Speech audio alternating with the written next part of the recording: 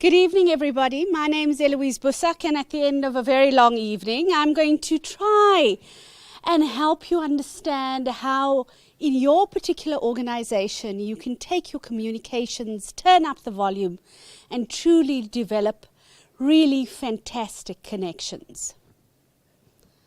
In 2008, as Robin referenced, the world saw one of the greatest economic downturns in its history.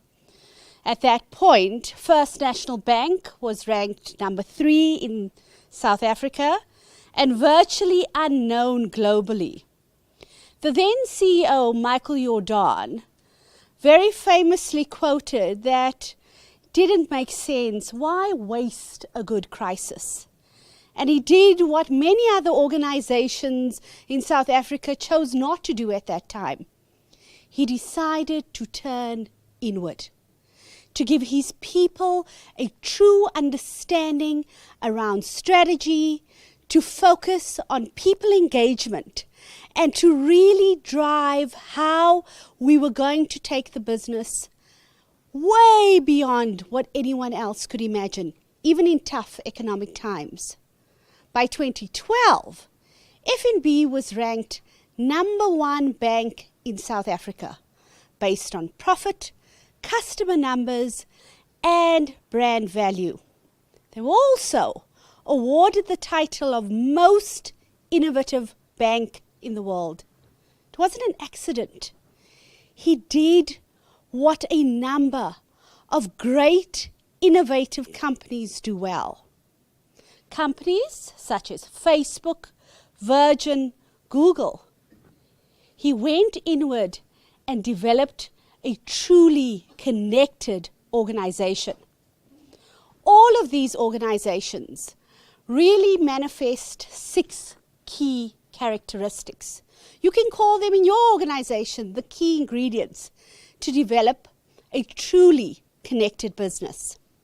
The first one is they are authentic. They know who they are. They don't pretend to be something they're not. They're very comfortable in their skin, and they share that authenticity in the way they talk, in the way they engage, and in what they do with their people. The second key characteristic is that they remain relevant, not only to their consumers or to the bigger economic environment, but they constantly remain relevant to their people. They are responsive. They understand that they need to be adaptable and move, but more importantly, they are responsive to the people who make their business great. They are resilient. As you know, any great relationship will suffer many challenges, both outside the relationship and within, and you have to be resilient to survive. They also, very importantly, give their communities and their people a sense of a higher purpose. They're not just there to make money.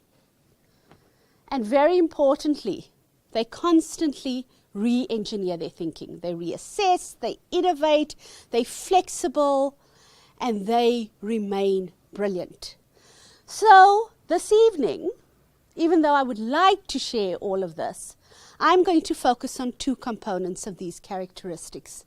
And the first one is to be responsive. As you know, the hallmark of a great relationship is the ability to have a conversation where people are regarded as equals, that your voice is heard. You may not always be listened to, but your voice is heard. Truly connected organizations really take the time to listen to their people. They set up channels and opportunities for people's voices to be heard. They may not always agree with what is said. It is an incredibly brave thing to do because you have to be honest about listening. You have to hear. But the value of that is monumental because you can adapt what you are doing. You can truly understand how people are feeling, and then you can fundamentally change how you work. It is a hallmark of a relationship that is founded on respect. if you respond and you listen to the other party. A truly connected business does this well. The other thing that great businesses do well is create a higher purpose. We know factually that people do not choose to work for an organization just for the traditional reasons anymore. They want to have a sense that what they are doing has meaning, not only for themselves, but the communities in which they work. And so many organizations struggle to create that higher purpose for people. A great example of this is a multinational like Tiger Brands. They produce many great products that we have in our homes and have had for generations, one of which is a product called Peaceful Sleep. You may use it in the summer, and the individuals that actually produce that particular product work in a very sterile conveyor belt factory. They go to work every day and produce a chemical product. But imagine how different they would feel about their work if they realize they are not just making a product. They are helping to save lives. That little stick is preventing the spread of malaria and the Zika virus. So if tomorrow their manager requires them to work later because we need to produce more, to ship to South America, they get what they are doing is fundamentally saving lives. There's a very iconic product that many of you may have used or have in your homes called Cool Apricot Jam. And the people who work in that process to make that product that lands up on your morning toast often do not understand how pivotal that is in the lives of many South Africans.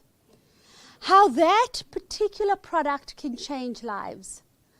From the gentleman who maintains the trees and in the orchards, and what that means to his family and community so his kids can go to school, to the ladies who actually produce the jam in the factories, and them understanding that because they work for this organization, they can develop, they can go on training programs, to the jam ending up on the breakfast sandwiches of schools in government feeding schemes. They get that what they are doing is not merely producing a tinned, really sweet beverage. What they are producing is the opportunity to build a nation. They are feeding an entire generation and creating an opportunity to grow this business. A tin of apricot jam. That purpose is probably more significant than a lot of others to wake up for on a Monday morning. The 6 characteristics of a great or connected organization. It's not something that is particularly stuck within a big or unique or interesting organization. It is viable and valid to every single business. To your business. It is something that does often require quite a bit of courage, and yes, it does require an investment. So if you are sitting and thinking perhaps that maybe you're not really understanding the value around why you should invest in a people-centric environment, I want you to think about the sustainable and substantial impact it has on 3 key areas. On your people, on your productivity, and on your profit. People-centric companies do brilliantly on those 3 areas. And yours can too. So if you're still asking yourself why, I think the more pertinent question is, why not? Thank you very much.